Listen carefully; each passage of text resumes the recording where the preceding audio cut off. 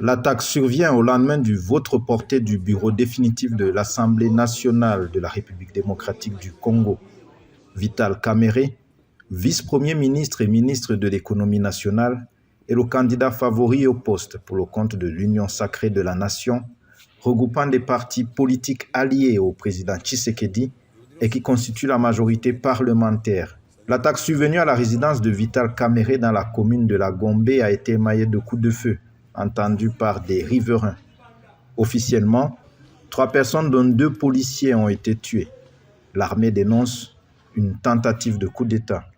Les forces armées de la République démocratique du Congo portent à la connaissance de l'opinion nationale et internationale qu'une tentative de coup d'État a été étouffée dans l'œuf par les forces de défense et de sécurité.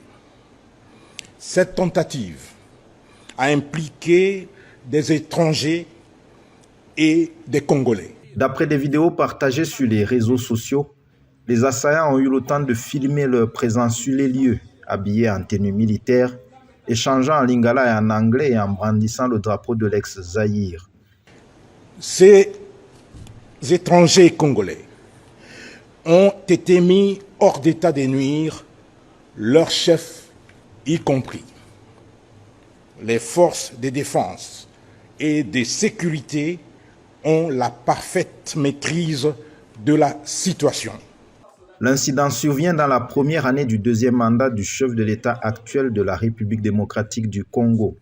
Vainqueur de l'élection présidentielle du 20 décembre 2023, Félix Tshisekedi a été investi le 20 janvier 2024 pour un mandat de 5 ans. Il a placé la sécurité au cœur de ses défis, en particulier la restauration de l'intégrité du territoire à l'Est, au service de nombreux groupes armés, dont certains soutenus par des pays étrangers, selon des critiques régulièrement formulées par les autorités congolaises.